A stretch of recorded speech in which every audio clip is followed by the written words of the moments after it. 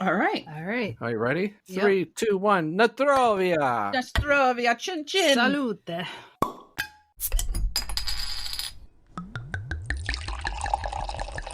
Cheers. Cheers. Hiya, baby. You maniacs! It is so beautiful. It's sonic. Prank caller, prank caller. My fish are all disturbed. Bye. It was a different kind of smoke. Don't worry about it. You guys got another package delivered here. You don't know nothing. Yeah, it's the 13th floor. Umbrella holics. We are UH. We are unsinkable, unwavering, and unflappable. I'm J Maniac, and with me are my fellow survivors. Beck Maniac. And our... And your grand... Oh. No, you do that. You do that, Rick. Okay. Let's see. How's it go? Oh, yeah. And your grandnephews, in-laws, sister-in-laws, first cousin on our father's side, Ricky Maniac. Hey. Hey, welcome, Hey, Ricky. guys. Welcome back. Welcome. Good to be back. So today's episode, you might be caught in a tsunami, an asteroid strike, or a zombie apocalypse. And when you're in the basement and all the power is out, maybe you can plug in your little portable charger, hit your, what do you call those things? Telegrams? Telegraphs? Yeah. So, yeah, you might be able to fire up your telegraph and type in S.O.S. So welcome, everybody. Thanks. Just to start off, I'd like to say that I have a nice little relaxing surprise for all of us if you'll follow me. Wait. Is it going to be safe? We're not going to die or anything, are we? Absolutely safe. 100%, no fucking problem. Absolutely flawless. So it's all good. Do we need to bring anything with us just in case, God forbid? anything happens? You worry too much. Everything's going to be beautiful. After that night I had last night with Roberta at the bingo hall, partying with all the senior citizens and feeling completely hungover, we better be J Maniac. That's Is all that I'm where you saying. were last night? Yeah, I was out partying with Roberta and Till 4 a.m.? all my geezers. Yeah. Was there a party after party or something? We rolled until the morning. We rolled all the way till the morning. It was great. How many bingo games is that? Oh, after a while, it doesn't even matter. It's just everything's a blur. Okay. I just like to huff the markers. Remember those markers that had smell to them? They were called like Mr. Sketch or something? Yeah. Oh, those are the best. But it put an expression on your face like when Lisa drinks the water on It's a Small World in that episode of The Simpsons, like your eyes just get huge and you're gone. As a kid, I don't know about it as an adult, but as a kid, you're just gone for like 5 minutes after that happens. You're in another world. Speaking of Mr. Sketch, one quick thing. On the weekends or whatever, I'd place a family breakfast order somewhere like Friendly's, and my dad would pick it up and get his paper and shit. I would always come up with a fucked up name, even though they knew my dad and they knew me, So one time I called up Friendly's for breakfast, and they're like, and what's your name? And I'm looking around the room, and I saw Mr. Sketch markers, and I go, Mr. Sketch. And then my dad comes in, what's the name? I go, Mr. Sketch. He goes, what? They know us. I'm like, just do it. Oh You my should god. have showed up in like a big overcoat and a hat and like glasses on. Didn't he have a mustache too or something? Yeah, I think he might have. I think I got to go back and look. I mean, but it was, the 80s. Everybody had mustaches then. True. Yeah, another name that I gave that I remember was Bob Shoemaker. Shoemaker. Whenever I give out a fake name, I'd always just go with the old classic standby. I'd always just put Boba Fett. Yeah. Mhm. It's timeless. Everybody does it. It's the best. That kind of shit just keeps me going, you know what I mean? Oh, yeah. Well, Absolutely. speaking of going, we have a trip, so gather your stuff and let's go. Alrighty. Dayline introduces a 9-hour vacation. The Dayliner cruises up the majestic Hudson to Poughkeepsie Bridge and back, 150 miles of rest and relaxation. Your pleasure food and beverages are available. Dayliner stops at Bear Mountain State Park and West Point. Hudson River Dayline. Call 212-279-5151. Really? We're on the East River in a messed up rowboat. With one oar. Look, listen. If we row in circles enough, we'll eventually make our way back to shore. Well, hopefully. Well, maybe. Just relax. Have a drink already. What are you drinking, Beck? It's what we're all going to be drinking. Drink of the day, the Morse code. Preparing for a large-scale disaster can be a disaster, but we have a drink that'll bring you there faster, and you'll be nothing less than plastered. Mayday! Start with a daiquiri glass or carve out that coconut that's lying on the barren beach. Add 1 part pineapple juice, 1 part pear vodka. Cannibalistic natives won't touch that shit. They're allergic. There are no EpiPens to be found anywhere. Add 1 part hypnotic liquor because it's fruity. Like the boys down at the Blue Oyster. Like your Uncle Steve and his friend that join in on the family dinner party. Cool guys. Garnish it up with a UH Mega Emergency Glow Stick, which can last when the ship pulls you to safety to that celebratory raid. It's even bright enough to pull you out from that evening's K-hole. Cheers. All right, let's raise our Morris code drinks and have a little party. Natrobia, everybody. Cheers. Natrobia. Whoa, this shit is strong, dude. Gotta be careful. Yeah. Gotta be careful.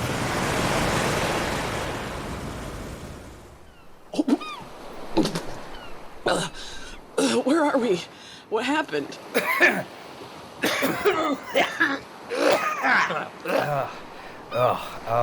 How that?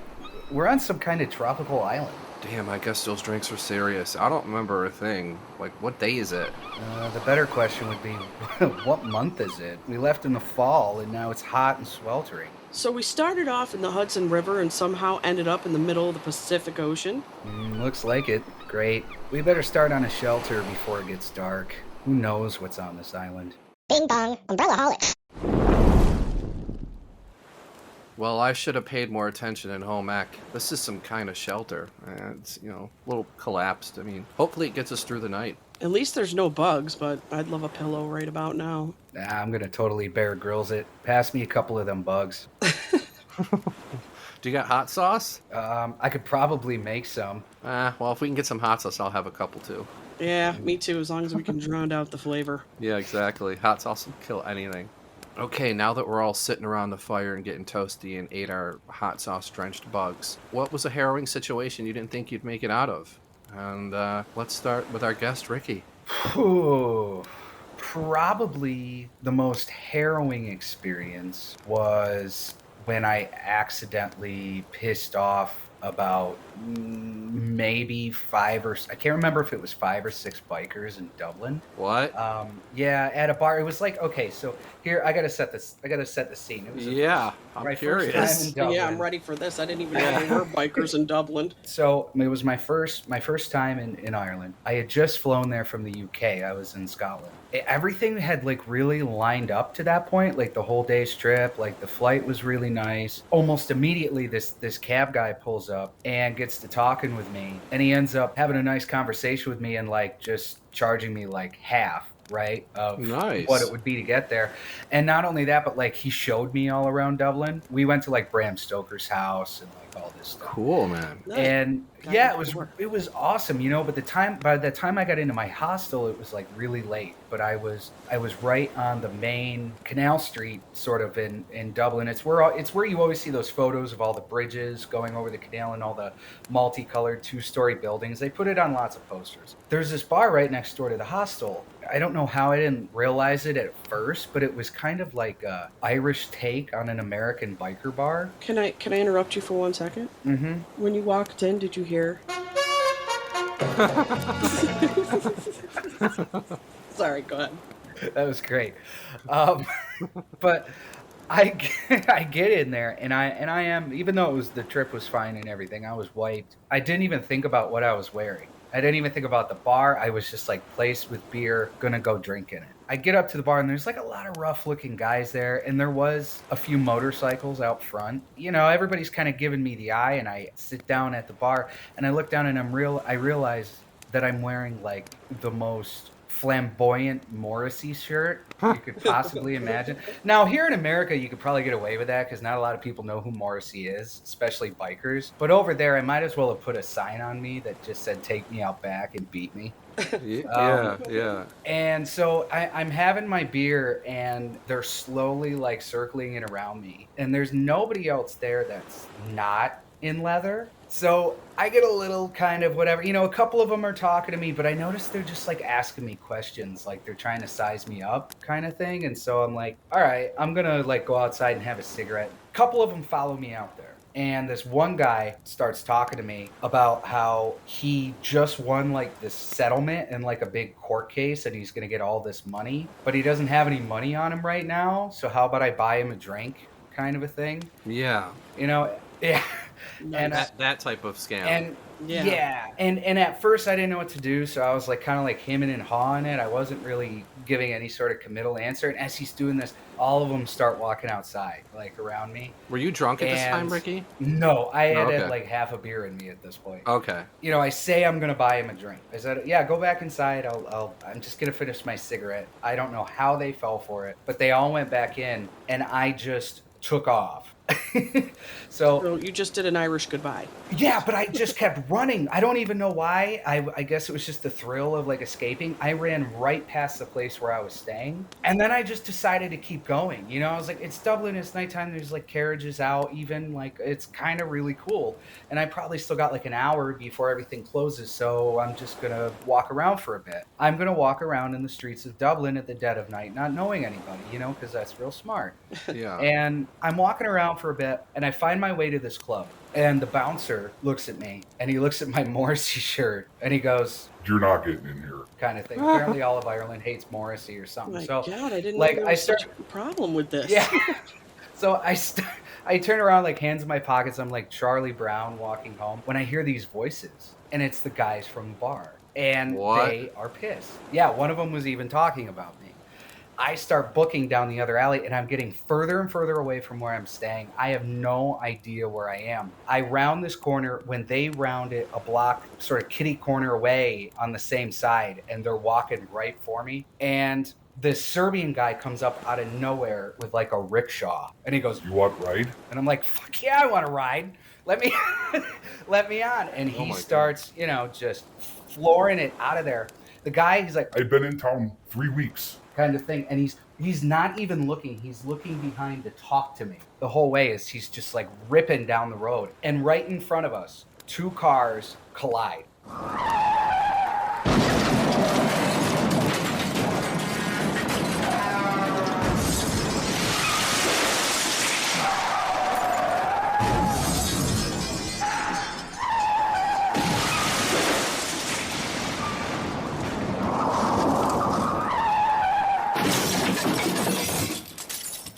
And then they bounce off of each other, and just like out of a movie, we ride through it. Wow. And we take this long way. He's like talking to me and stuff. So apparently those guys had a chance to go back towards the bar. So Serbian guy rickshaw finally pulls up maybe about like a block away from the bar. I'm a block away from the bar, but that means I'm like half a block away from where I'm staying. And he only charges me like €5 or something for the ride. I was on the back of it for I don't know how long. Wow. And I have to like tiptoe behind them because I'm trying to get them not to notice me, but they're just like slowly walking and bitching and smoking like back towards the bar, but like hyper slow. And every once in a while they're like looking behind themselves and everything. But long story short, I made it back to the bar. I know it doesn't sound like the most harrowing. It's more of like one of those you gotta be there type of moments. Yeah, they definitely wanted to rough me up. I think you got Interesting away. night. Yeah. Yeah.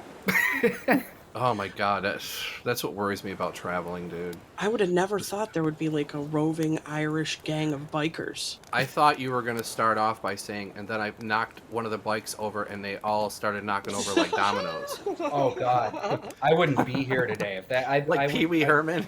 Yeah, I'd be in the bottom of the canal. There are those moments where you can sense danger, and you got to get away. But, yeah. Well, I'm glad you're still here with us, Ricky. How about you, Beck? Any crazy? I have many harrowing stories. Yeah. I'll call this The Rapist and the Carny. Okay. Ricky's Aunt Jess and I were teenagers, and she knew this guy. who was having this party out in the middle of Smoky Hollow somewhere. And we went. Where the fuck is Smoky Hollow? Oh, it's out in Beeville. Oh, Yeah, okay. That's a yeah. little like miniature portal to hell. It That is. place He's freaky. right. He's right. I've never heard of that place. I had but never go ahead. been there until that night. And Yeah. we pull up and we can hear like Metallica coming from the woods, from the forest. Master! Yeah.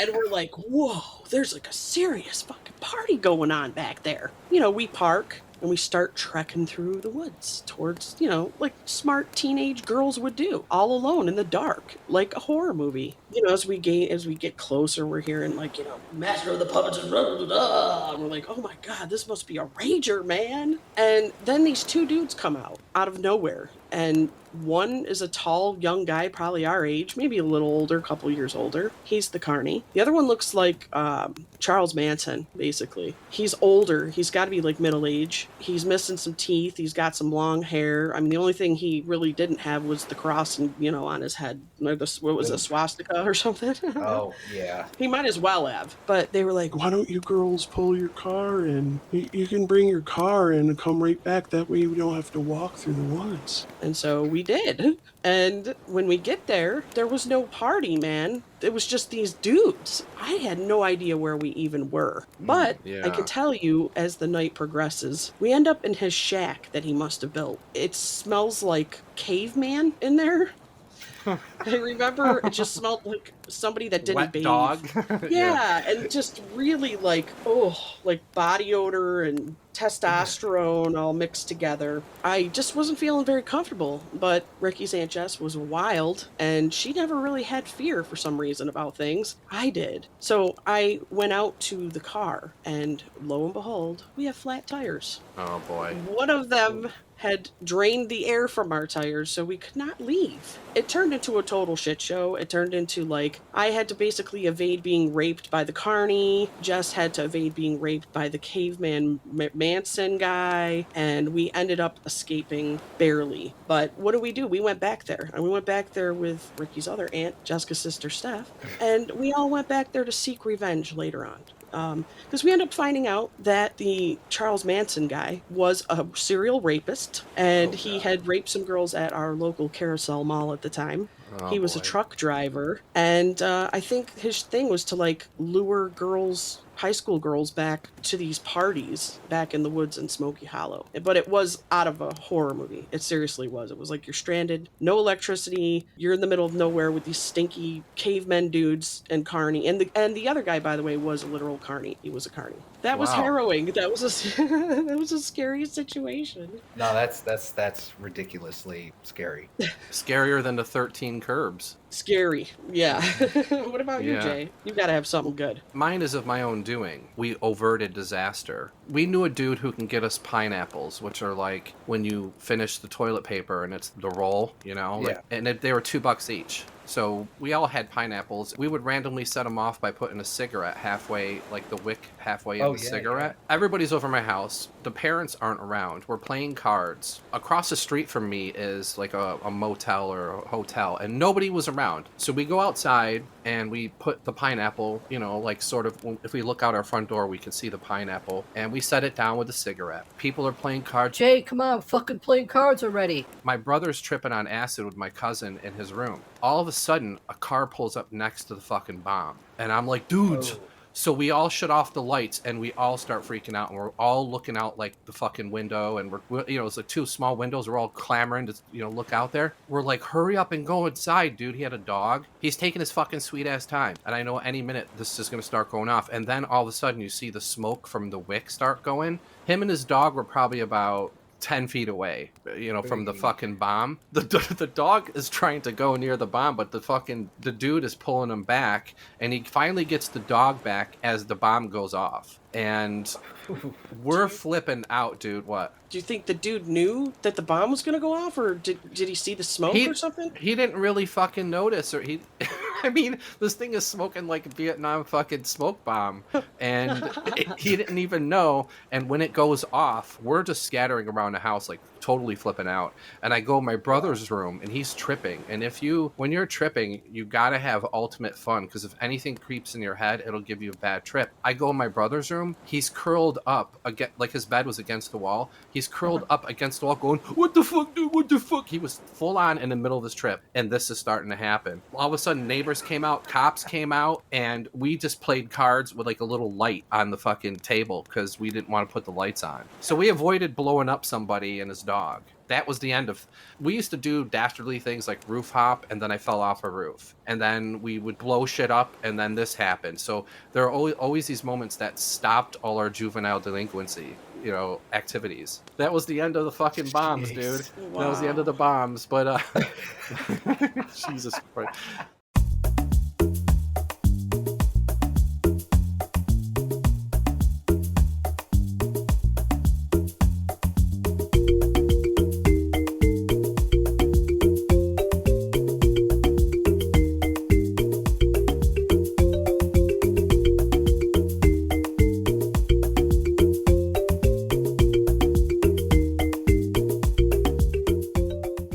So what childhood accidents have you had that were insane and could have done major damage? We'll start with Beck first this time. Oh, well, we were wild as childs. Wild childs. That's an understatement. Oh, totally. And I remember getting real 80s one day with all my gang of friends that were, delinquents. We had gone out to the garage in our apartment complex, and we found a boombox, and we smashed the boombox, and all these roaches came flying out of the boombox, and we were like, whoa!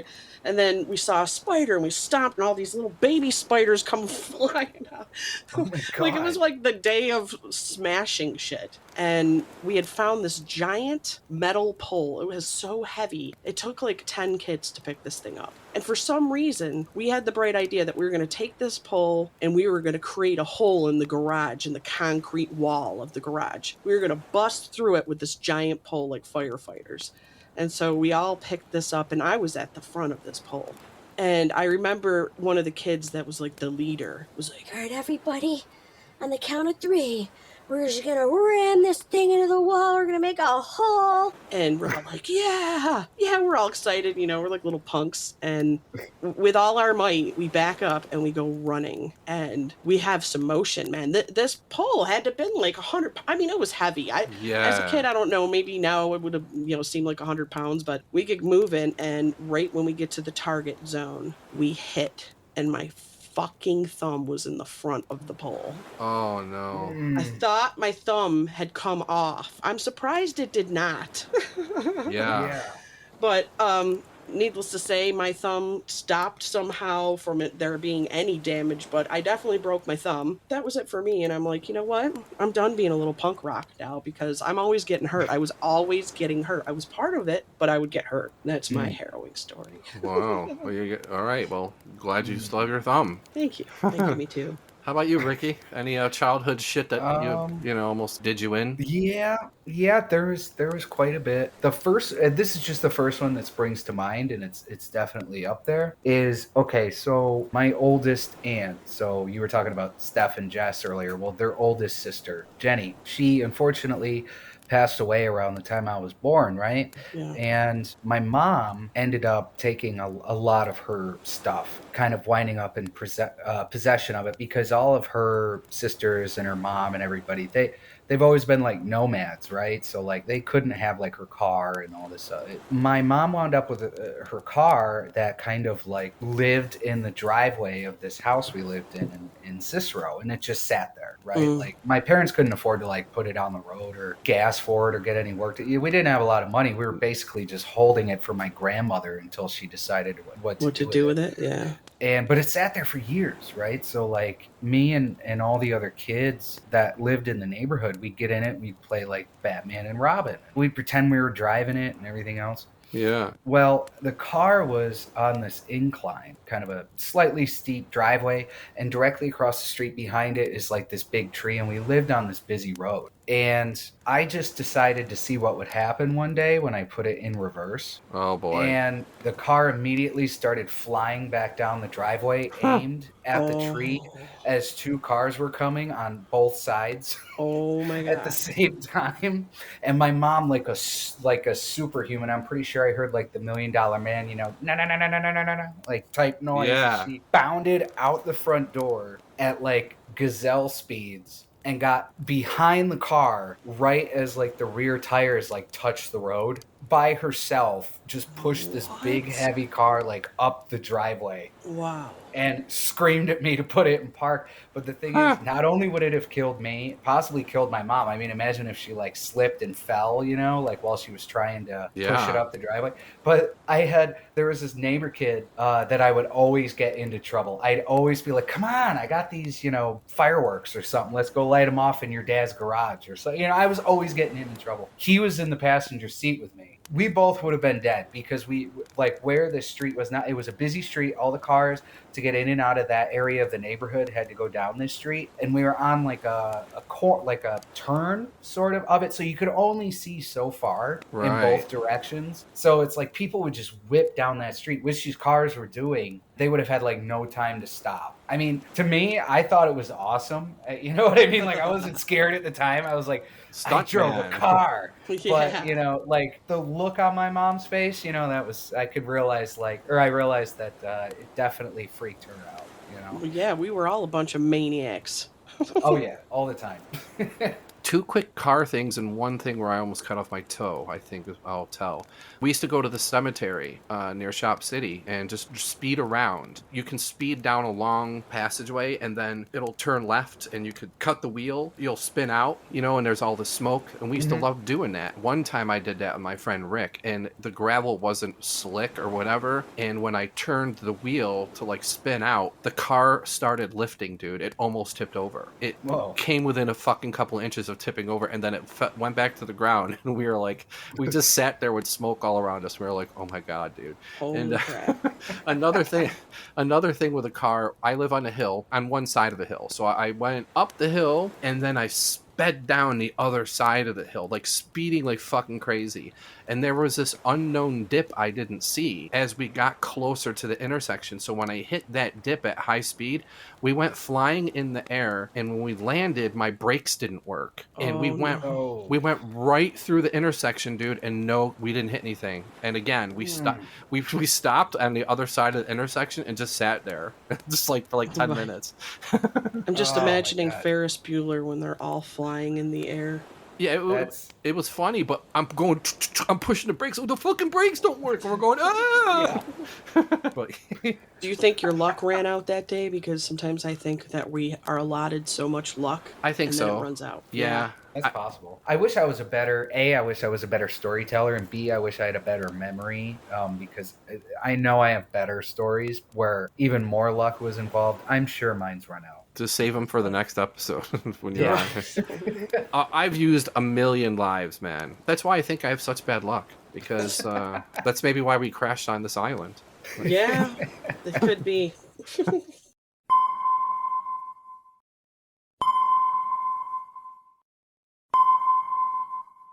The world is a scary place, that's right. There could be a zombie apocalypse, a solar flare, or another ice age. Our new top-of-the-line UH Mega Emergency Glow Sticks are the perfect thing for any crises. Blackouts, survival kits, earthquakes, tornadoes, hurricanes, tsunamis, supervolcanoes, and yes, asteroid strikes. People are guaranteed to be screaming in the dark, but not you. With UHMEGS, you will be prepared. That is right, you can even use them for camping or for parties. They are multifunctional. There are so many different uses that make them a must-have item or a perfect little stocking stuffer for little Jimmy or Janie.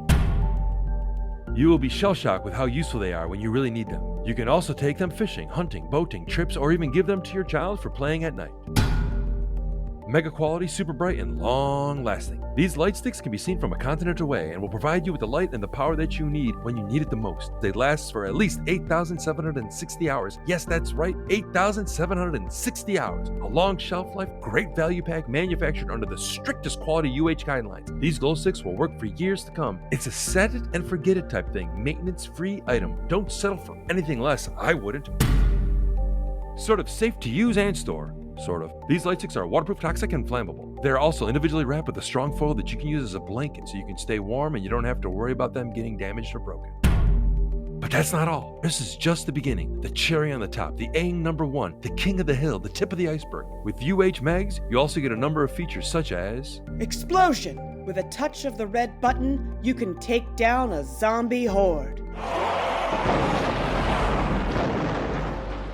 Raft.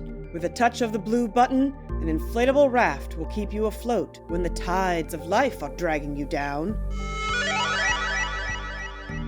Be careful, this puppy is so bright he can bring down a 742-passenger plane down by permanently blinding the pilot.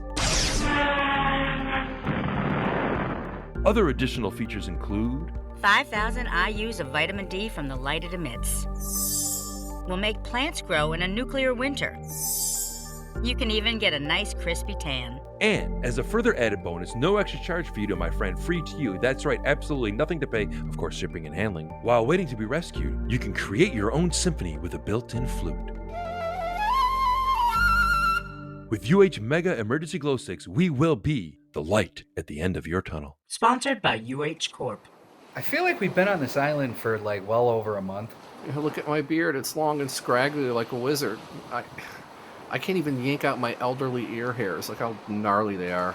Dude, your beard is white as snow. My I'm leg old. hair is long and curly like Chuck Norris's shoulder hair in The Way of the Dragon. I'm sorry, I didn't mean to laugh so hard. Oh my gosh, my life is slowly descending into a constant rerun of Blue Lagoon. I've had it. Oh. I've had it. There's no Brooke Shields to be found anywhere. Oh, that sucks. And I can't eat any more damn coconuts, guys. And I don't know if we're ever gonna be rescued. Well, guess what? It's somebody else's turn to murder a creature. I'm tired of strangling fish and eels. We still have some rodent jerky left. Oh, hey, what's this? Looks like a bottle washed up on the beach and there's a note inside. Yeah, it's probably some lame-ass kindergarten pen pal type of shit. We need a cigarette in a bottle, not a damn coloring book page. Word. Is it a message in a bottle? Just a gas to back island lost at sea.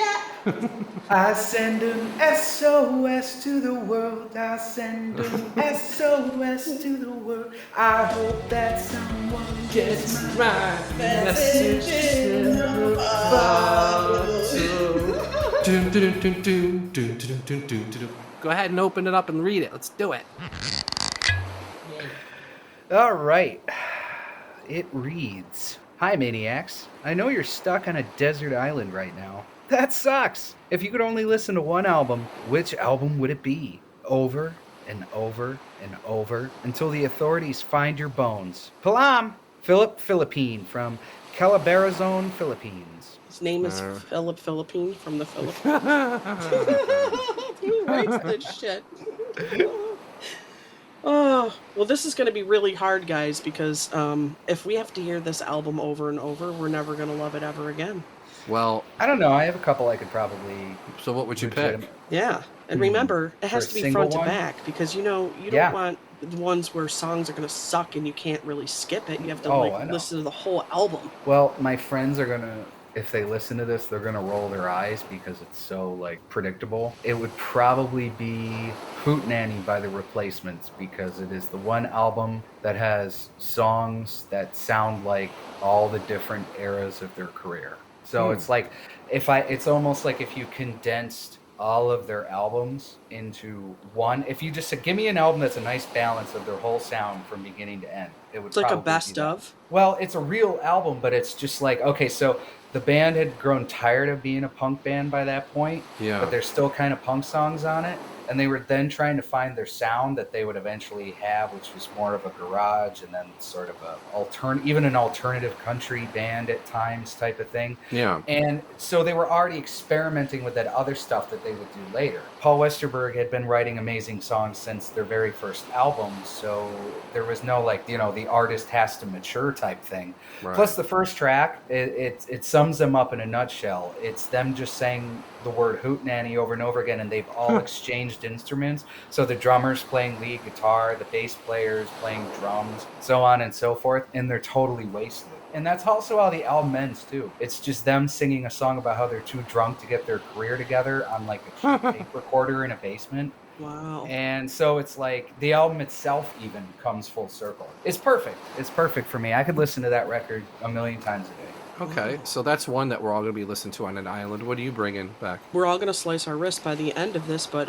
Depeche Mode Violator. Oh, that's fucking brilliant. album from front to back where every song is genius and I can listen to it over and over again. Yep. And even the toughest of men would have to admit that there's one or two tracks on there that they could even dance to. Exactly. Yeah, exactly. That's a good one. What Yeah, about that's a you, good one. Jane? I wouldn't get sick of that. No, I used to rock No. that all the time, dude. I bought a second tape because I wore out the first tape. You know, when I was first driving. Oh yeah, from tape to CD, man. I had to keep going with it. And when our worlds they fall apart and the walls come tumbling in. Fucking brilliant choice, dude. That's really great, man. I'm jealous of that, actually. Thank you, and I can't wait to hear what you bring to the table. Okay, well, you got sort of dancey with some couple of songs that are a little. I don't know, man. I love the Velvet Underground and Nico first album. Yeah, that's a good one. I love Bjork's first album Sunday debut. morning. Yeah, Sunday morning. What Yeah. about Nico's first solo album? It's Is pretty I'm good. Walking I on like it. you Yeah. know? Yeah. I like that one a lot. Chelsea Girls. Yeah, Chelsea Girl. There, I was trying to remember the name. Yeah. Oh God, that's Yeah, a great record. That's a great. I just watched the Velvet Underground documentary. It's fucking amazing. So there's the Bjork debut album. You gonna go with Bjorky? I love Bjorky. I think I might go with Massive Attack, man. I might go. I like that. That's out of left field, but there's nothing bad about Massive Attack. No. The only thing bad is I can't decide on an album. Blue Lines, the first album, or Protection. I think Protection's or I'm going with Mezzanine with Teardrop because Teardrop. That's the one I'm most familiar with. Mezzanine, Yeah. yep. Teardrops are Yep. the most beautiful songs I've ever heard. I love Yep. that song. What are some of your runner-ups? Runner-up. Yeah, just give like a couple. We don't have to keep it going forever. I'm gonna go Velvet Underground and Nico, and I'll go with Bjork. I think I'd be happy with those three. Ooh. Okay. What about you, Beck? Oh, I have to think on that. So you go ahead. Let's see. The Dream Syndicate's Days of Wine and Roses, or Sweetheart of the Rodeo by the Byrds, or I love the Byrds, dude. Best harmonies ever. Yeah, they're amazing. Yeah. And then there's like Big Star, Guided by Voices. I better shut up now. 'Cause There's a lot to pick from, and you have to pick just one. It's like, yeah. How about you? Beatles are always great too. because I've been they're rocking just- them like crazy. I can't get. Don't let me down. Can't get that out of my fucking You know head. who does a really good version of that? Because we were talking about the Byrds. Gene Clark, when he his band that he started after the Byrds called Dillard and Clark. You got to check them out. They put out 2 records. Their second record, not quite as good as the first, but it has a cover of that song that might be my favorite Beatles cover ever. Yeah, I'm gonna have to go with my runner-up as a Beatles album for sure. Probably, and I'd have to do Sgt. Pepper's. A lot of people aren't Really? big fans of that. I love the White Not Album. Revolver? It's hard. It's really hard. Revolver has my favorite song. It's Tomorrow Never Knows. I fucking adore that song. It's tough because they wrote so many masterpieces. I that know. It's just like Help is actually my favorite album. Hey, cool. And I'm not trying to be facetious. I mean it. I even have memories of like driving around with my friend Tim and like just drinking and listening to that record over and over again. Fucking geniuses, dude. So which album you going with, Beck? the Beatles' White Album. Then I'm gonna go with Okay, the White it's a Album. double album. That's Can't go good. wrong. It is a double album. You got a nice little mixture of everything from, Dear Prudence to Little Piggies to, it's all I was over the just gonna place. say Little Piggies. Yeah. All right, one quick little That follow up is a here. great record. One more little quick little thing to throw in here. If you can pick a best of album, what would you pick the best of? But I'm going with Everly Brothers. I adore the Everly Brothers. I can. There's nothing wrong with that. That is Their fucking harmonies are the best ever and catchy shit. Like when you listen to their harmonies, it's like listening to a special effect or something. I think that's a great pick. I think I'm gonna have to say probably Guided by Voices again, just because they literally have about 87 records at this point. So, instead of hunting them all down and buying them all, if you could just have some sort of curated best ever collection, I would be good with that. Nice. And you, Beck, what best of are you taking? I'm gonna go with Crosby, Stills, and Nash, and I'm gonna do a best of all the way through, just because their music was just so moving and folk, and I don't know. It reminds me of my childhood and good times. Yeah. Like my That is a dad, good one. my dad would take us to, fishing, and he'd wear his bandana, and him and his buddy Ray would be in the front cracking beers. We're in the back. My dad's friend Ray, who God rest his soul, he was one of the greatest dudes ever. I really hope I get to see him again someday. He would always point at, like, if you were listening to a song, he would point at the car radio and go, "Good tune." Like we'd be fishing, and like some song would come on, and he'd crack a beer and be like, "Yo, good tune right here." So that always reminds me of Ray. But yeah, like that type of music brings me back to when we were kids. Because of course, we had our feet dipped in the 70s and then into the 80s a little bit because we're fucking old. It was simpler. It's us and our Necco wafers, which were terrible, and our classic rock.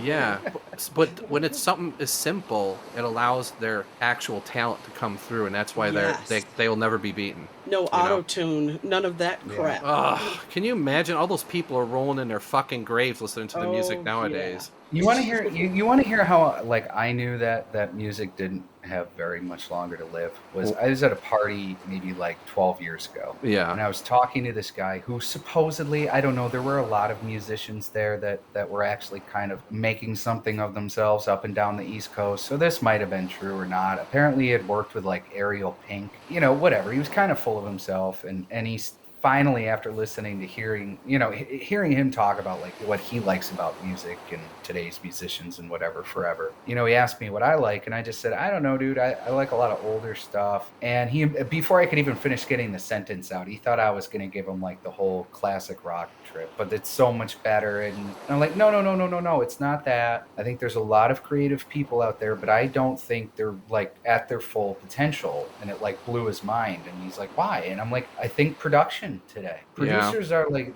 they're nobodies now. Yeah. They're not known. Production is sterile. It sounds the same on all records across the board, kind of thing. Yeah. It's like, it's not teaching. Artists used to, one of the things that an artist needed in their tool bag was like to be resourceful and to work with what they had and to try to get something new out of it. And I brought up the example of, now you guys remember the song Rumble by Link Ray? Yeah. Oh yeah, I love that. And it has that crazy distorted guitar part. Yeah. And I go, dude, that part, he basically invented the distortion pedal before the distortion pedal was. He took an old amplifier that wasn't quite working right, stabbed holes in it with a pencil, and intentionally used a bad cord to plug into it with that kind of went in and out, got close to this now busted up amp to get that sound out of the guitar. Yeah. And I go, who out there today that you supposedly had worked with would think of doing something like that? And just immediately, no like way to like counter argument. It was just, I think that's that's bullshit, blah, blah, blah. And I go, oh yeah, what about, Buddy Holly talking about doing overdubs before anyone was doing overdubs? Like, all of them were, how do you think we got to where we are? And I ended up having that conversation over and over again for the next 10 years with people. And I was like, yep, music's dying. It's dead. I just listened to an interview with David Crosby, and he was talking about going into the Abbey Road studio and sitting down with the Beatles and listening to the first time ever full blast, A Day in the Life, where two songs are coming together. And he said every hair on him stood up because nobody had done that before. Nobody had combined the two. And the soundscapes that were swirling around him. He says it was pure genius. And that it's true. Exactly what you're saying. It's true. It's the same thing with movies, though. People laugh at the special effects before the computer age. But if you ask a kid now, like, how did they do the Avengers? Oh, they clicked some buttons on a computer. And that's how you would, that answer would be across the board. But when you look at all the movies and, from the 80s and the 70s special effects, you don't know how they did that. They had to come up with shit. Motion control cameras and this and that. Yeah. Meanwhile, like 3 stuntmen died making Mad Max. Exactly. Yeah, exactly. It's all real cars with the humongous. I don't think anyone died in that one, but like I know there was a lot of, well, I mean, of course there were accidents, but I know a lot of them got hurt. And like, but it's like they just did it, Did your biker dude, the leader, look like the humongous? Did he have humongous? Did he have spikes on and fucking? He actually looked like professional wrestler Bam Bam Bigelow. Oh my god, I know that dude. Yeah, you would have been fucked, my friend. Yeah, dude, he was. The rest of his guys, I think one-on-one, I would. I'm not gonna say I would have stood a chance. Yeah, but I probably could have gotten some shots in. Yeah, but that guy, yeah, no, that wasn't gonna happen. Well, I have a one last question. question. Where are we going to plug in our turntable on this island? That is a problem. Well. I don't know if this Philippine dude threw some batteries into the bottle. Or we can take what. turns spinning it and just I've stick watched plenty of Gilligan's Island. Do we got any coconut? I just need some coconuts, some seashells, some seawater.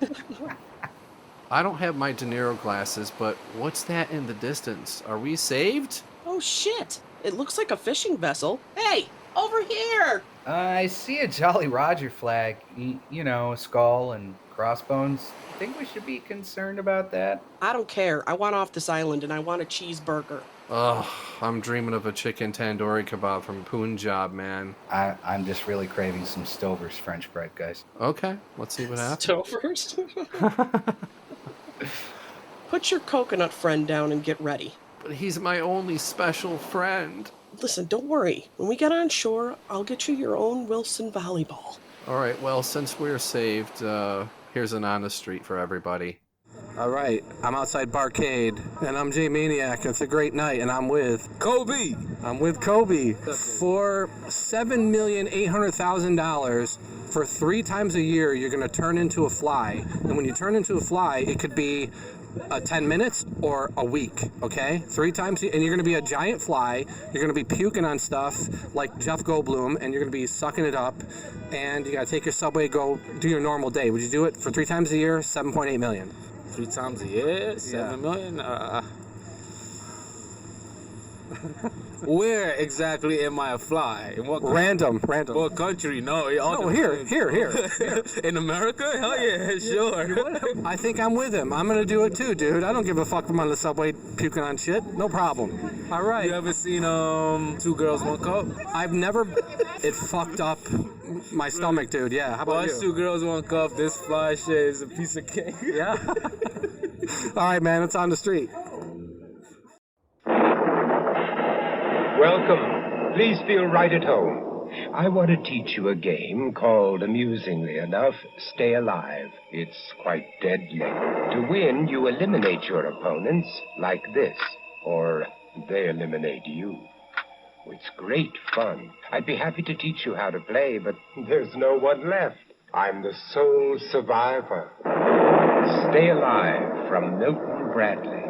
Damn, this looks like the ship out of the Goonies. That's great, but have you noticed we're tied up with ropes? Why are you doing this to us, dudes? We thought this was a rescue. First of all, this is the Goonie ship. We were all originally on a Miami Vice speedboat until we encountered a ship floating about. It had all this treasure on it from One-Eyed Willie, but it turns out it was just movie props. That is true. At the end of the Goonies, the ship was floating out to sea.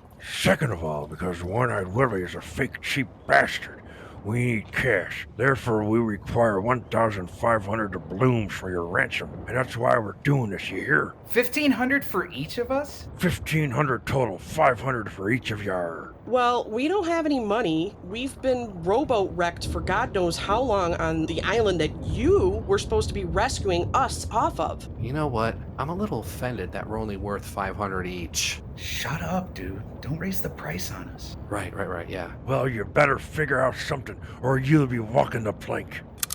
Yeah! Or we can jab them with our sabers. Have some more fun. I don't think there's any need for violence. It'd be nice to know your names since, we're all here, shooting the shit. And I'd like to know my potential killers. Why, I'm Big Lip Bert, captain of this here vessel.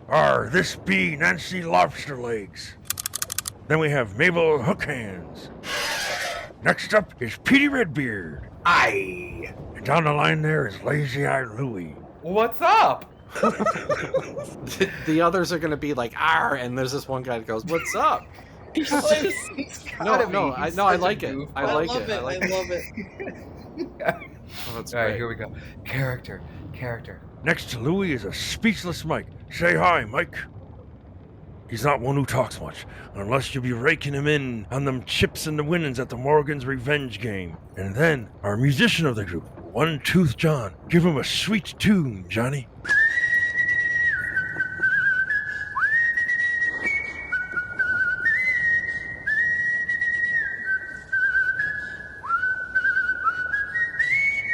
Yes, and last but not least here is a wild one. There she is, Mooney Two Toes.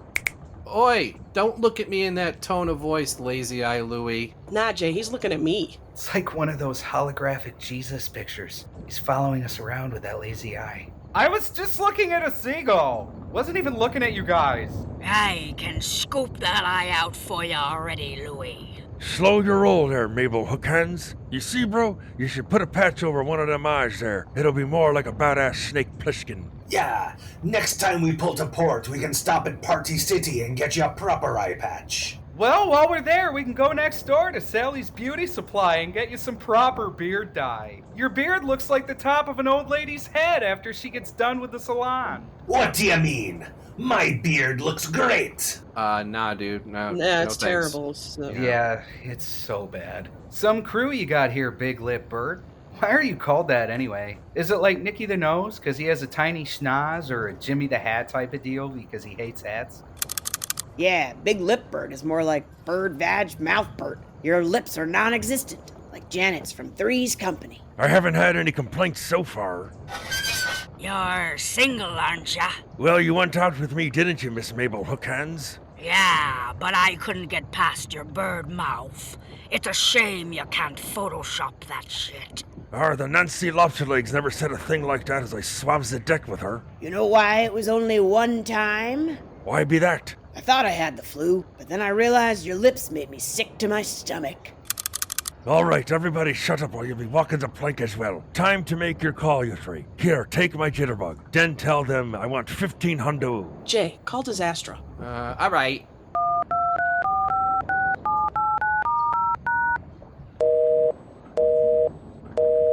It's busy for fuck's sake. Why now? Try again. Try again, dude. It's still busy. What day is it? It's Tuesday. Oh, that's when Meet the Roommates is on. I bet she's calling in her vote to evict. Damn it, Disastra. All right, I'm gonna give it a shot here. I think I might be able to get us out of this. Shit. Lonnie, he's already down at the track and doing the mud races. I forgot about that. We're not gonna be able to get a hold of him. Well, let's see. The post-race drunk usually lasts about 3 days, so yeah, we're screwed. Oh, great. Damn it. Well, Meet the Roommates is only on for an hour. Maybe we can try again in a bit. Fine, I'm not to be dealing with yours right now. One-Tooth John, take him down to the bowels of the ship.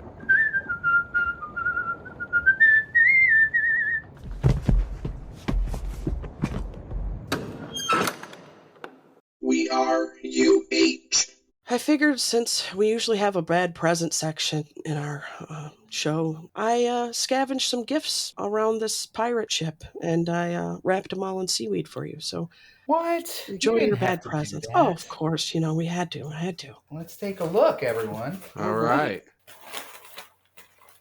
Ooh.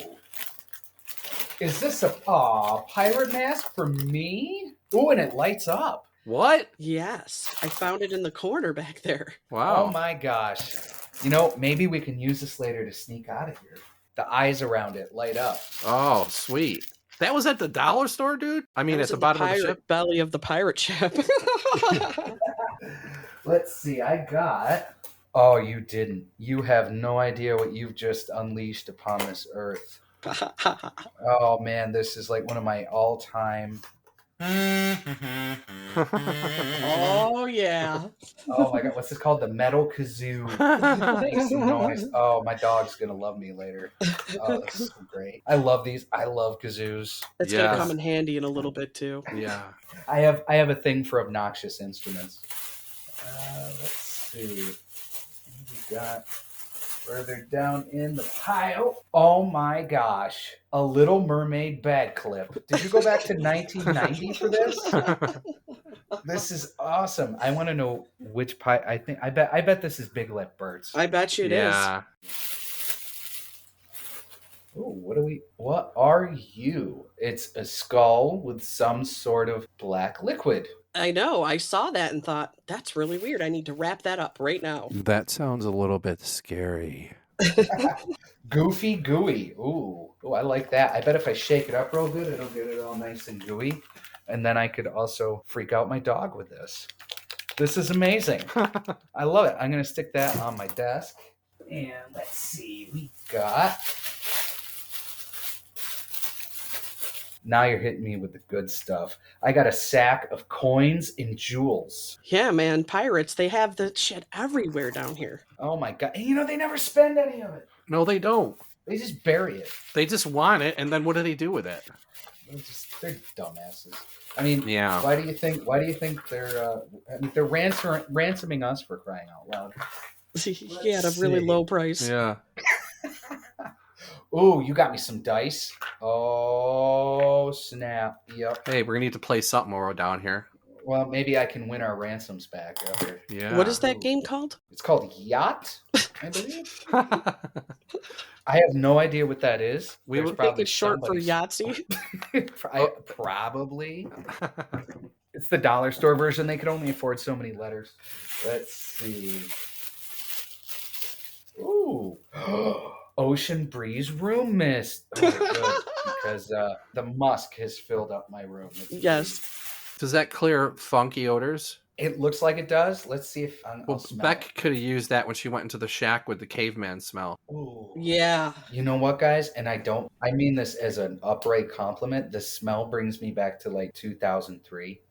I'll go back to that time if you'd like to. Yeah, me too. What's going on there? It reminds me of ex-girlfriend's bedroom. How it used to smell. Yeah. Okay. Was she a pothead or did she just use that? Who wasn't when you're 18, 19? Okay. Let me ask you a question. Does that actually clear up any pot smell, by the way? No, but they always think it does, don't they? I mean, they Yeah. think patchouli gets rid of it too, but really all it does is blend. Yes. And make all of the natural smells even stronger. That's true. boy. That's true. I got that sunscreen too, which is good because, I mean, for those that don't know me, I am pastier than Conan O'Brien. We all Yeah, are. and I figured if we get shipwrecked again, we'll all use that. I think it's like an SPF 50. Yeah. Ooh. We're going to need that. Jolly Roger hard candies and Chips Ahoy's. You guys, you don't even know this, but these are like some of my favorite all-time snacks. Oh, nice. Yeah, so you guys score big.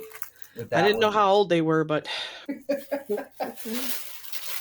let's see. Oh my god, I remember these when I was a kid. The Grow Creatures. Oh, yeah. A shark and a lobster. Yep. Oh, this is boss. I haven't played with one. I'm going to show these to my nephews because this was definitely not part of their childhood. those are like the under the sea kind of creatures. You got a lobster. What else was in there? Like a starfish? Shark. A shark. Or it might be a dolphin. I'm kind of looking at it from the top, and the rest of it's like hidden by the packaging. Oh, you know what? No, now that I look at it from the side, it looks like it's a whale. Huh. Yep. Oh, yep. There's the baleen. I see the whale. It's a whale. I'm a little jealous about that. I want to try that, but they get all slimy. They do. Oh God! Remember what were the names of the? Was it Shrinky Dinks that you put in the oven? Yep. Oh, Back to the Sea DVD starring the voices of Christian Slater, Mark Hamill, Tom Kenny, and Tim Curry. Holy cow! When the I know. I was like, what? What the hell are these pirates washing? I never even saw this in my life. They're fucking pirates? Yeah, they're fish. It's called Under the Sea, right? Yeah. When did this come out? It's with Christian Slater. Yeah. Christian Slater, man. Christian Slater with his Broken dipped hair. Arrow is an awesome movie. Yeah. And Heathers. Yeah. So it's an animated movie, right? It is. Yes. Oh, I'm sitting there thinking they're all like, with Under the Sea. Yeah, like it's bad 80s special effects or something. I got a niece who might love this. I'm sure Disaster didn't hear about this Christian Slater movie. No, I bet you she knows nothing of this. No. You'll have to let us know how it is. Oh yeah. I'm definitely watching that. There's no way I'm not. I fucking love going to the dollar store, and I love it too. Because I love how they screw up the names. Like there's clearly a Bumblebee and an Optimus Prime, and it's like morphing robots, they'll call it. You know what I mean? But I know. Yeah. It's clearly. Oh, you mean GoBots? Yeah. There was one that was hilarious, and I can't think of it now. But it was. I remember it was a running joke here in New York City. Oh, I know what it was. Spider-Man was Spader-Man. Oh boy. Like James Spader? Like James Spader. James Spader-Man? Spader-Man. He comes with like a nice suit and skinny tie. And, right. Yeah, so and a feathered haircut. When all the Tobey Maguire movies are around, we're like, you're coming out. You want to go see Spader-Man 3? You know? That's hilarious. Well, if that's it, then happy present. Good job, Beck. Thank you, guys. Yeah, Thank you very much. Of course. Hey guys, I found this guitar. It's busted. There's one string, but maybe I can play a song with it. I found some bongos too. Let's make a little happy little song here. Awesome. All right, you guys ready? Let's play something. What are we playing? Caribbean Queen. Caribbean Queen? Great. Best song ever. Let's do it. All right, ready?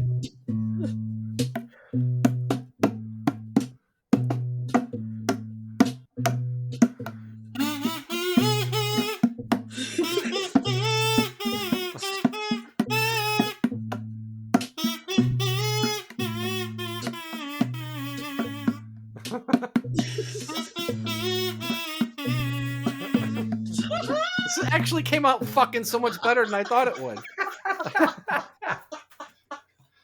That was great. I thought it was going to be a train wreck, and it's actually started a couple of seconds. I was going, this is all right.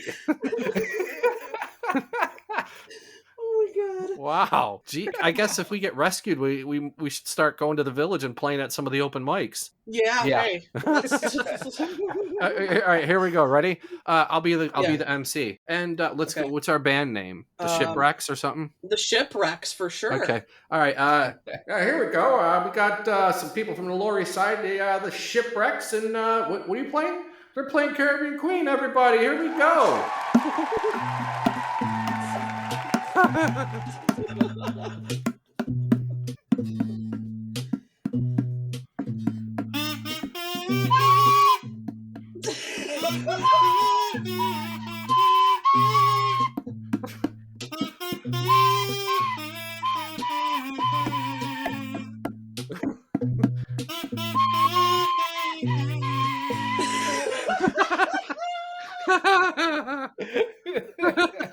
Dude, I think we missed our calling.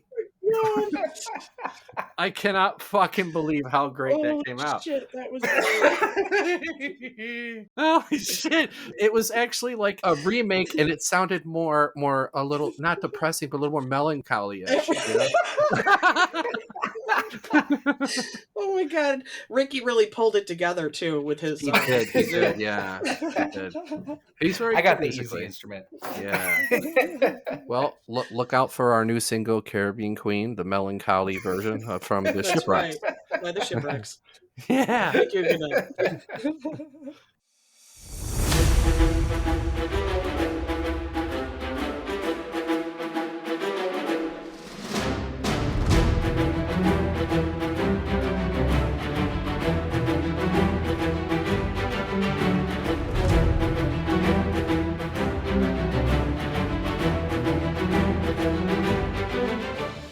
And now we have a little game called This or That or Funny Money. I have a this or that, and I'll start with our guest, Ricky. Okay. So, Nice. my friend, you got to pick one or the other. The first one is you will be immune from any disease or virus or anything. So you won't get cancer, you won't get a cold, you won't get infections, nothing. Or you can be impervious to outside physical dangers. So like hit by a bus, if a plane crashes, you'll survive. Which one would you pick?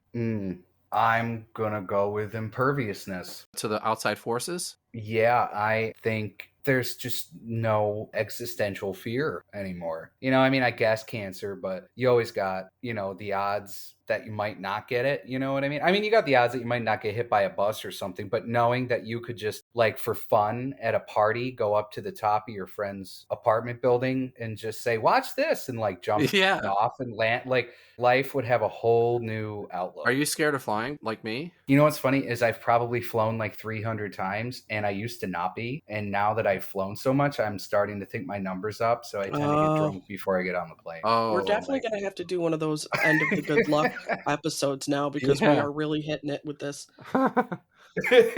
Well, okay, that's a good answer. Yeah, I might go with that too, just to squash my fear of flying. But this one's for Beck. Would you rather have striking, fiery red eyes, or have, like the vampire buck teeth, not on the sides, but the two front teeth, like Salem's Lot or Nosferatu? Which one would you rather have? Ooh, I like the fiery red eyes. I think that'd be great. That. Yeah, you get pulled over by a cop, and I'll take my sunglasses down and just look at him. And then he would just fucking rip up the ticket and walk away, Yep. Yeah. Yep. Be like, fucking nope. For sure. Yeah.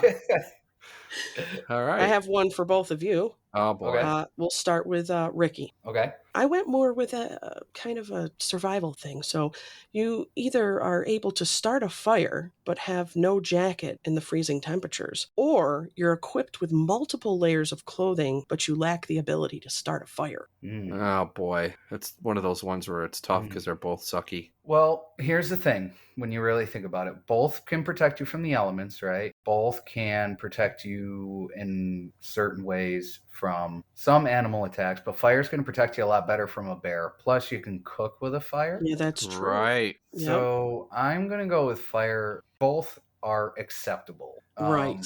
But it's more like if you're going to be out in the woods for 2 weeks as opposed to like 36 hours, then I'm taking the fire. I agree. I would agree with that. Yeah, the fire can always warm you up, but once you have all those layers of clothes on and you start getting cold, there's nothing you can do about it. Your feet will start getting cold, your hands will start getting cold. Yeah. And like your jacket will protect you from like a big fall possibly to some degree, or like a coyote, but you're going to want fire in your hand as opposed to a puffy jacket if there's a bear. Exactly. You know what I mean? Yeah. So I'm even as a protective thing, I just think it beats out the jacket. Okay. Okay, Yason. This one's for you. I'm ready. Accidentally wipe your ass with poison ivy.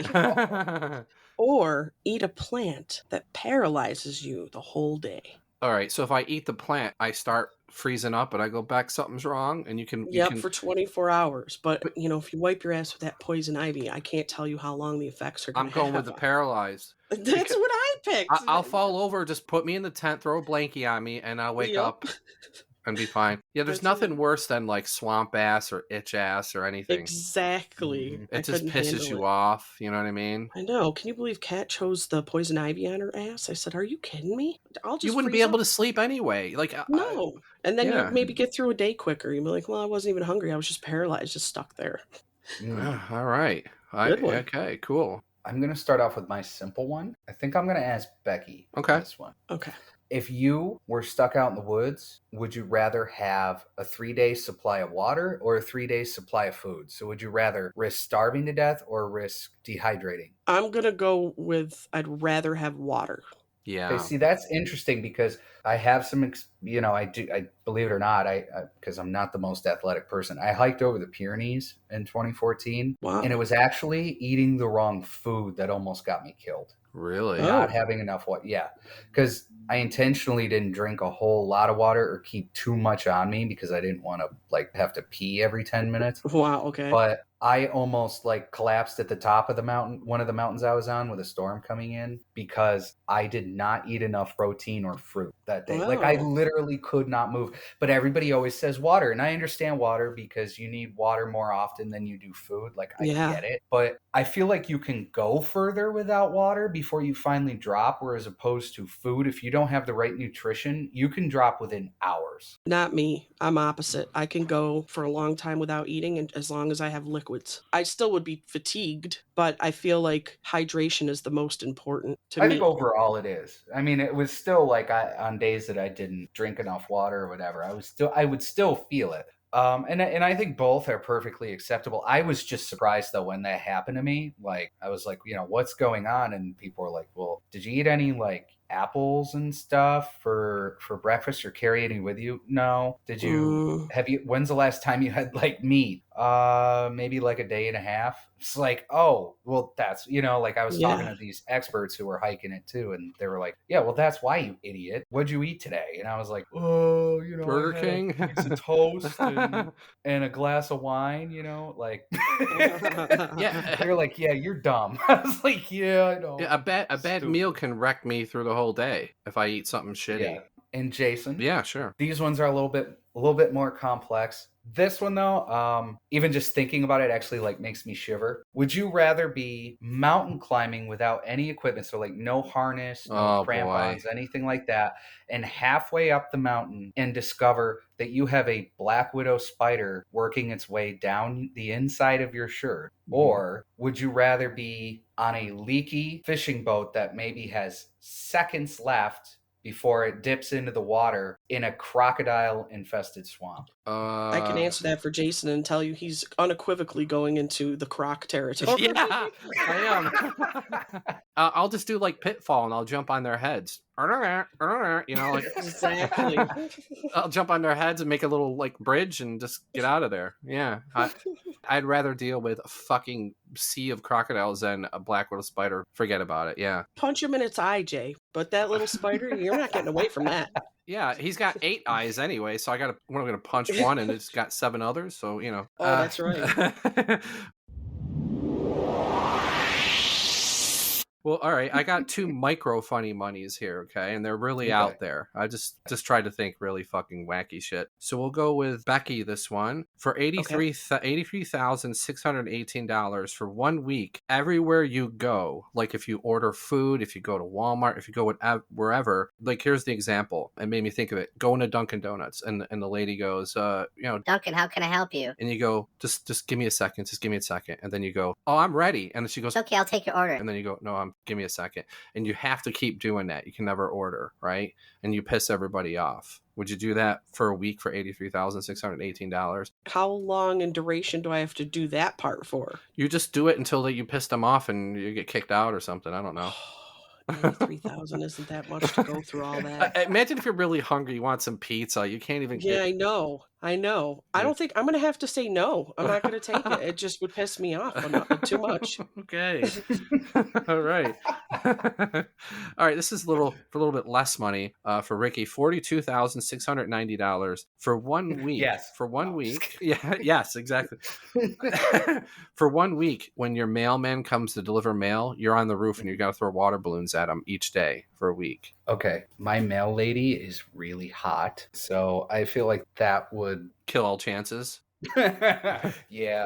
No, you know what though? You're giving me 42 grand. Yeah, I'll take the money. I don't care. But they might go back to their mates at the fucking post office and go, don't go there, man. They're dangerous there. You might not get your mail. That's true. You won't get your Amazon packages. It's okay. I'll be able to afford a P.O. box. Okay. Oh, that's a good... There you go. I'm going to up the money for him then. All right, Ricky. $950,000. But you have to wade through a river until you're completely covered in leeches. Disaster wouldn't do that because one time she had a leech on her and she freaked out and now she's scared of slugs. I've had them too, but they burn them off me. They took a match and got them off. Yeah, I'd do it. You don't really feel them, so yeah. You do it. 950 grand, man. That's almost a mil. Of course, I'm not going to do the stand by me moment. Someone else can reach their hand down my pants and check.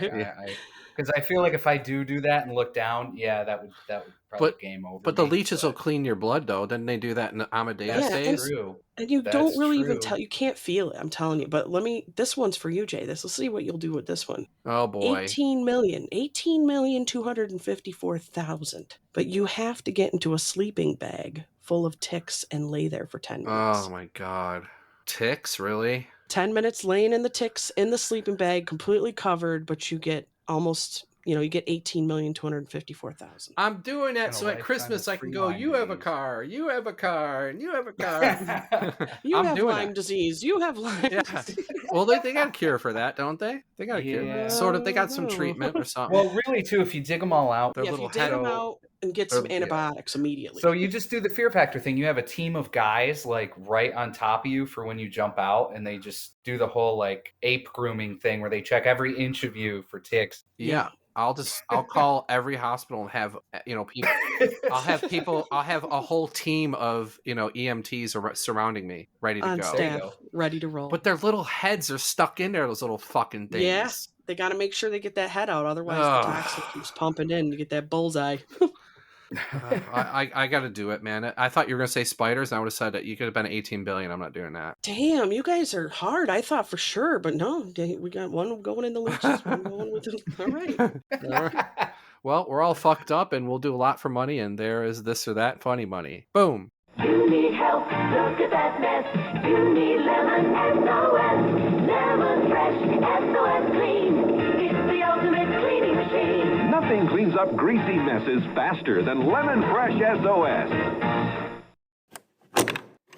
All right, come above deck. It's time to make your call. I want my 1,500 golden coins, though. I hope you're not disappointed that we don't deal with gold on the Lower East Side, so you're probably going to get small bills like 5s and 10s, unless, of course, you take Bitcoin. Small bills, 5s and 10s. I'll take this Bitcoin you speak of. Let me try calling Disaster again.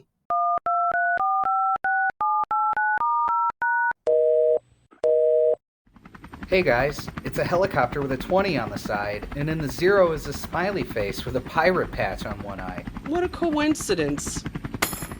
Oh shit, 20 saved us again. All right, there's your payment and we're out of here. Good luck sailing the seas, fellas. Jolly Rogers, these Bitcoins be made of gold foil over chocolate. You jived Big Lip Bert, and nobody jives Big Lip Bert.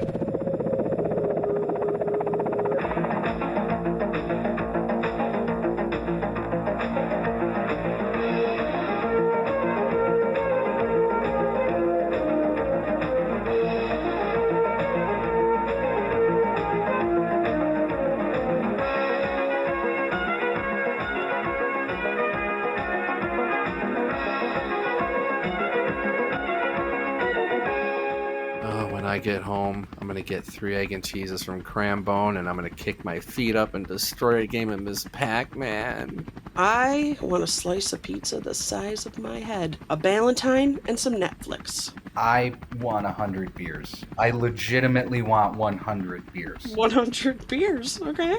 Can I get one of those 100 beers, or you really need 100? I need them. He needs 100, man. I need but I'll pull out 102.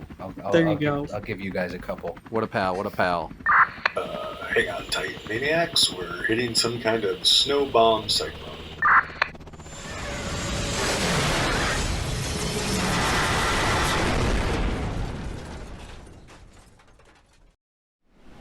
Is everyone okay? Are we all alive? I'm here, but the pilot looks pretty twisted up and a tad burnt to a crisp. Hold on. Oh, there you are, Beck. Where's Ricky? I'm over here in a snow pile. A yellow snow pile. Oh. Ew. Well, I found a bunch of bushes we could get under that might shield us a bit from this storm. I don't know what we're gonna do. All right, let's go.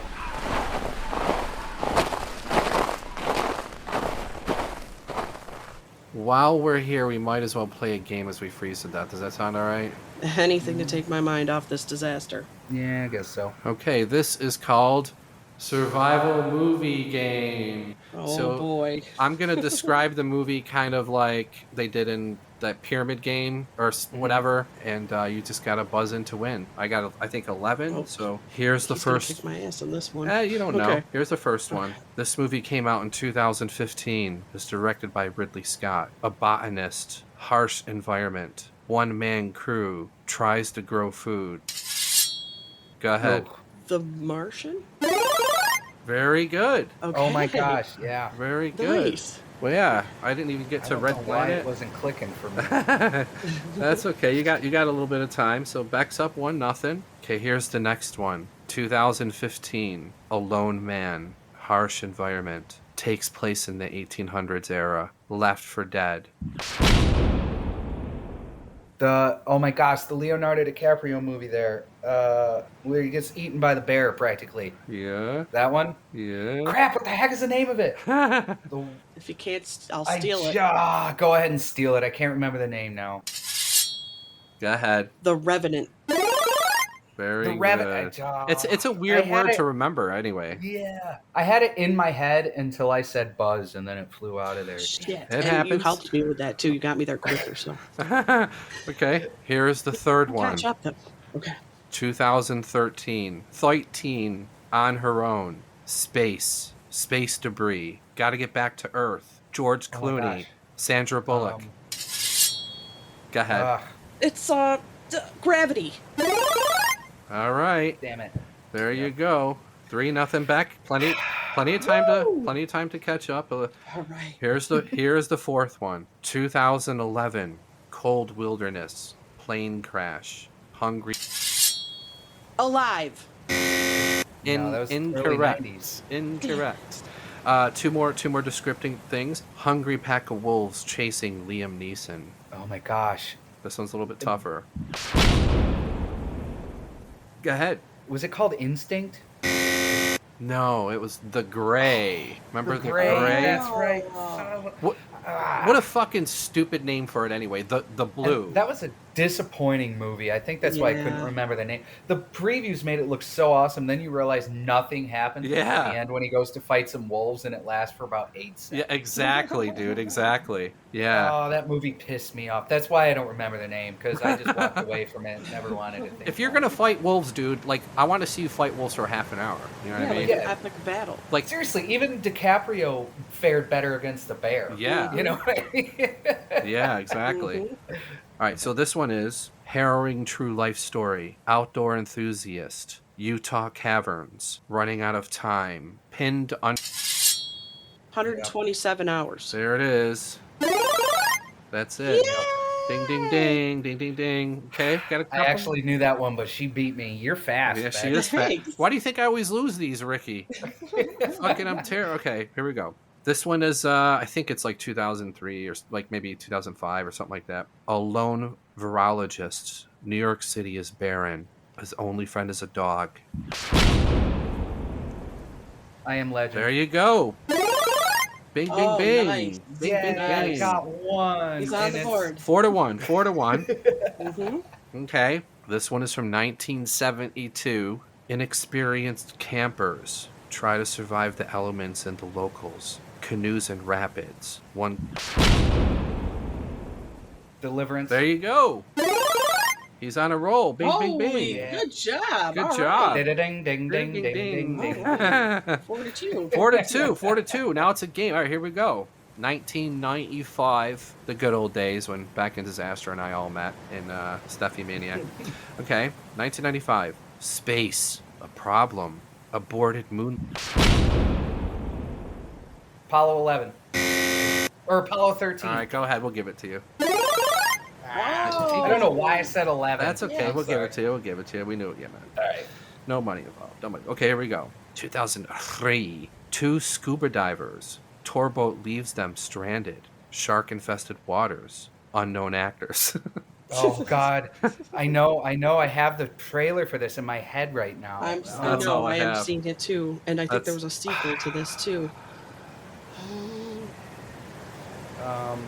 I couldn't find much more to say about it, really. Damn Is it it! called like Deep Blue or something? Yes, No, wait a minute. I'm thinking of the shark movie with LL Cool J. that's what I was thinking Right, too. right. But he said unknown This is like actors. this is like indie style, you know. Yeah, no, I know the one it is. I'm getting. All right. titles. Well, we'll make that one a push, and that's Open Water. Open water. I was thinking Oh, okay. underwater. Okay. I don't know if I ever saw that movie. Come to think of it. I saw it a long time ago, and it was okay. Was It it? was all right. I mean, the shark comes around every once in a while, and they're just sitting there, and you know. Well, anyway, okay. This one is 2012. A tourist family, Thailand, tsunami. Oh my God! I was just watching this movie. What the heck was it? 2004 Indian Ocean. Naomi Watts, Ewan McGregor. Oh, The Impossible. There you go. Yes. Damn, he's 4-4 with one left. Okay. And you all right, both I'm you ready. both know this one. We'll see who buzzes in first. Here we go. This is from 2012 when the world was supposed to end. Disaster at sea. Young man survives. An animal is his only friend on the boat. A type. Life of Pi. There you go, Ricky. What a comeback. Oh, What a comeback. Damn, dude. congratulations! Wow. Congratulations. That was a great game. Becky started off out the gate, and Ricky came through. So you win absolutely nothing. A lifetime supply of nothing. That's my favorite thing to win. And we might freeze to death. So That's right. at least you're going out a winner, my friend. That's right. We've done a stupid thing by taking a rowboat with one oar and ending up here. What are some other stupid things you've done in a general sense? Dangerous, like? Yeah. Yeah. Yeah. What'd you do? The first thing I can think of, it was kind of a group thing, but I participated quite often. My friend Mark, who used to live on an Indian reservation, so we go to visit him, we'd be way out in the sticks, there's nobody to bother us or anything like that. And we'd go over there and have like big fires and stuff, and on his property and just kind of hang out. And he always had like hundreds of dollars of fireworks. Yeah. Quite often, somebody would just grab an armload of fireworks when nobody was looking. And we used to do this all the time. And we'd make sure everybody else was around the fire pit. And whoever was doing it, you'd just throw them all into the center of the fire pit. Love doing And then shit like everybody that. would have to run. Yeah, I can't tell you. And what was really cool about it is it running away kind of for some reason reminds me of the Lost World with the Velociraptors, because like he had nothing but tall grass on his property, so you'd be running through in the middle of the night and you'd just see these rockets like streaming by you in every direction, and then you'd look over and you'd see the top of your friend's head, and then they just like duck down, like almost like a raptor got them. So it always reminded me of that. We used to do that. I'm sure the neighbors absolutely loved us, the few that he had. I mean, we used to play baseball with rocks, which was always great because somehow they'd always find their way to somebody's face. Yeah. We used to do all kinds of stuff out there. We used to go and shoot a lot of guns. All of the things we did out there basically could get us killed. So I would say any of those things. Wow. Okay, how about you, Beck? I was at a bonfire that wasn't starting, and so I decided to take some gas on what was going and throw the gas onto it to just kind of stoke it more. And of course, that famous thing happened where it arced and flame caught it. It arced up into the air and hit the end of the gas can that I was holding. And instead of reacting, I just froze, like with this flaming can in my hand. And all I could hear was my cousin Sean going, "Drop it and run." So I dropped it, of course, and I expected like some kind of big explosion, which it kind of more of just a burning mess. And I ended up really screwing up my parents' lawn. There was black. They came back from vacation with a nice black char on their lawn that was outside the fire pit. I almost exploded, and I'll never do that again, ever. Well, we're talking about explosions and fireworks and shit, so I might as well go to another fireworks story. Of course. Those same things, those pineapples that, Yeah. can blow you up. So we were at my friend Ryan's house. He was on the second floor, and he had the window open, and he was like throwing firecrackers and jumping jacks out. And then he picks up the pineapple, and he fucking lights it, and he goes to throw it out of the window, but his hand hits the windowsill, and he drops the fucking pineapple in the apartment. So we all we all start running like Vietnam. I made it to the bathroom and jumped in the tub. I mean, it wasn't gonna blow. It wasn't going to blow up like that, but you didn't know. And then, of course, it went off, and when I opened up the door, the whole house was full of black smoke. The area near the window and the carpet was all burnt, and it was on like smoking. Oh, man. And then we all left. And we're like, "You're dealing with your dad, dude. We're getting out of here." Were there fire alarms going off or anything? Oh yeah, it was just nuts, dude. We started laughing and then fucking left, and he was going, "Where you going, dudes?" It's like later. But like this, of course, that would happen. Not with the firecracker, but with the fucking pineapple. Of course. Yeah. Little stories that I can remember. Yeah. You know what? Actually, here, I'm going to give you two stories. Guess which one occurred when I was an adult and which one occurred when I was a kid. Oh, how fun. Okay. This is a great First story game. was... Yeah. First story was on a walk through neighborhood with some of my close friends. We found, and it was in the middle of the night. I should probably mention that. We found in front of the driveway, like in the center of the driveway for some reason of this one house we were passing, they had a garbage can filled with those halogen lights. Oh, yeah. And we just decided to pull it out into the street and smash each other over the heads with them. What? Boy. Creating like a huge mess. When you hit somebody, they barely ever like hurt you. They just explode. And They make that cool sound like, when they pop. Yeah. And we did lightsaber duels with them and everything else at like 2 a.m. in the middle of this neighborhood. How those people weren't woken up due to all the screaming we were doing and everything else, I don't know. So the other story is on another walk through the neighborhood with some friends of mine, we found a couch that was obviously being thrown out. And we knew of an old hill out behind our old school. Would you put wheels on it? It was a sheer drop. Yeah. No, but we didn't care. Okay. But we knew the hill was like a sheer drop, and we decided to do some real life couch surfing. Oh my god! In the middle of the night down. So those two stories, which one do you think occurred when I was a kid? The couch. Yep. Yep. Okay. Yeah. All right. Well, that was funny. You were like right away the couch. Like, yeah. Yeah. I love how most of these stories have to do with fire and explosions. Yeah. And while we're in the middle of the snowstorm trying to stay warm. I know, because we're just hoping that we can get some fire some way.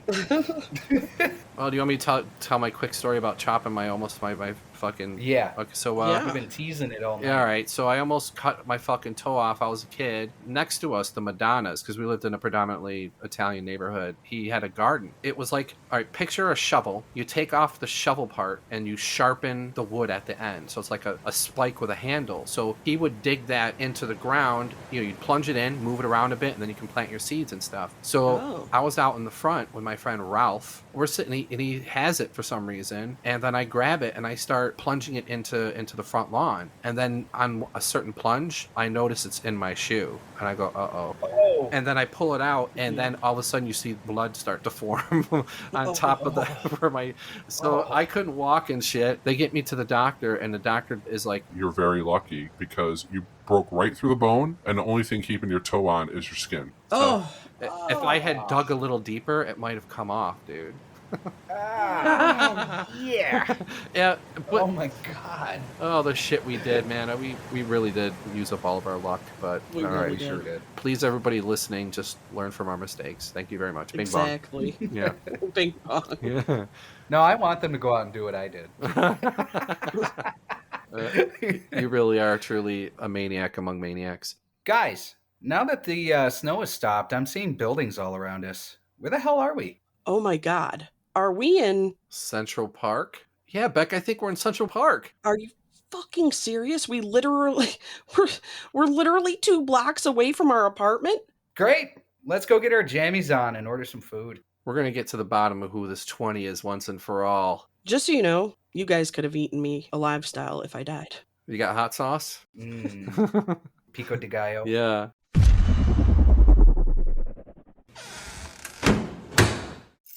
We made it. Yes. We're alive. Yes, thank God. Nostrovia. All right, great. We need a round of Nostrovias. Let's go.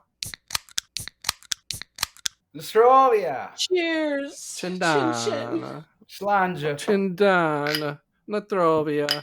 In Campaya. It's good to be home. Give me the remote.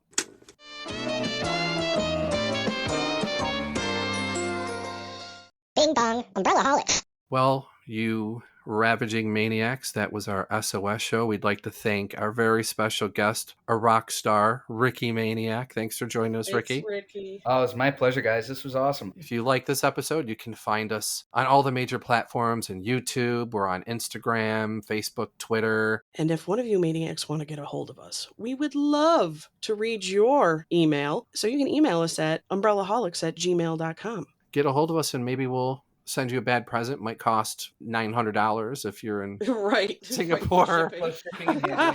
It might get there next year, but hey, until next time. Bye. Bye. Yeah.